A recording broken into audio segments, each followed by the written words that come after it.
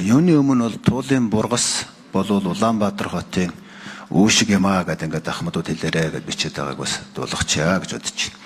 Тэгээ энэ төслийг ингээд харахад нэгдүгürt асар их өртөг өндөртөө 2.3 их найд буюу манай Монгол улсын дотоодын нийт бүтээгдэхүүний 2-3% одоо хэдүүлээ 32 км замдал зарах гэдэг шиг харагдаж байна. Нөгөө талд нь харагдаж байгаа эрсдэл бол туулгол маань нэг бол татарчж магадгүй. Үгүй бол нь урсгалын өөрчлөгдөд үерийн аюул болж магадгүй. Үгүй бол нь одоо энэ усан дээр барьсан гүүр зам байгууламжийн хамгийн том эрсдэл бол барихаасаа илүү ашиглалтын зардал, элэгдлийн зардал, буцаага тэрийг анхаарал тавьж бүрэн бүтэн байлгаж явах зардлаа гэдэг ийм гурван том эрсдэл харагдаж байна. За энийг олон хүмүүс ярьсан учраас энэ удаа ярих болий.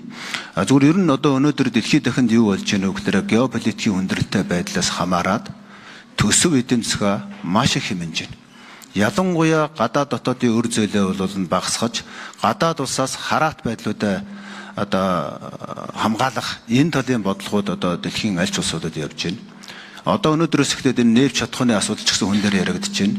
Зарим улсууд одоо нийтийн тээврийнхаа үнэгүй болгоод иргэдийнхаа одоо зорчих асуудлыг одоо машин тээврийг ч гэсэн хязгаарлах тухай асуудал яригдж байгаа. Ийм цаг үед өнөөдөр бид нэр одоо 680 гаруй тэрбум долларын одоо асуудлыг ярих тухай ярьж байна. За Улаанбаатар хотын төсөв маань өөрөө ягаас өдөө үед өсөд байна уу гэхээр улсаас авдаг татаасыг ер нь бас багасгацсан. 1.8 их найдаас эхлээд дэш ингээд татаас авдаг байснаа ер нь сүүлийн хэдэн жилүүдэд авахаа болцсон. Тэгээ энэ дээр бол Улаанбаатар хотод бол томоохон хэмжээний хөрөнгө оруулалтууд хийж байгаа нь үнэн. Гэхдээ яг энэ цаг үед одоо ийм эрсдлэг хийх хэрэг байна уу гэдгийг нэг хэлмээр байна. Энд дээр нэг жишээ хэлье. Шри-Ланк улс 1.3 тэрбум доллараар хамгийн сайн бомб хотоо хятад зээл авч хэрэгжүүлээд тэгээ энэ нь эдийн засгийн үр ашиггүй байсан учраас сүүлдээ алдаад 99 жилээр түрээслэх буюу одоо тэр бомбтой алдсан тэн дээр нь хятадууд туг зоогоод ингээд авцсан. Энэ одоо Улаанбаатар хотод явж байгаа төслүүч гэсэн эрсдэлтэй эдийн засгийн өрөөгөөж нь тодорхой харагдахгүй байгаа учраас ийм эрсдэл рүү орох бас эрсдэлтэй байгаамаа. Тийм учраас геополитикийн нөхцөл байдал хүндэрж байгаа, эдийн засгийн нөхцөл байдал хүндэрж байгаа.